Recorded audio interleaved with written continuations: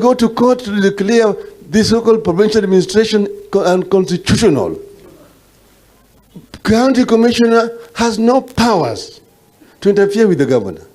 The so-called regional commissioner is completely illegal. There are no regions in our governance structure. Regions, the provinces went with the old constitution. We no longer have a Western region. We don't have a Western province. We don't have Nyanza province. We don't have Rift Valley province. Coast, Northeastern, Eastern, Nairobi. Those went with the old constitution. There are no provinces.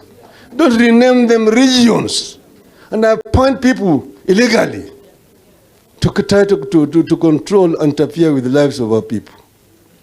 The Shetani, this is an act of bestiality that has been meted against our people here of Kakamega. It is terrible that this should be happening under the administration of a government which came to power promising the people that is going to be a pro-people.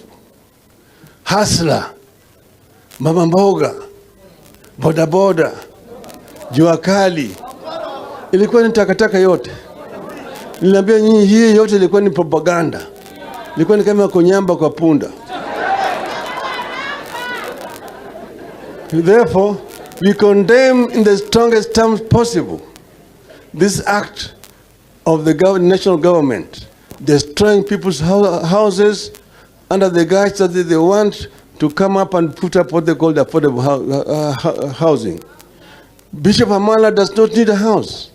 He already has a very, very luxurious residential house. He did not ask anybody to come and build a house for him.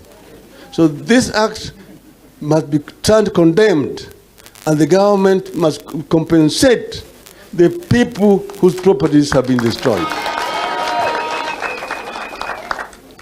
There's a widow whose house has been destroyed there. Professor? Professor Muteri. Professor Muteri. Samuel Ambundo. Yes. Okay. I'm going to donate 300,000 shillings for the widow, just to help her with the life as we see action that is going to be taken against these people. So otherwise the rest we will say Kulini. ODM. ODM. ODM.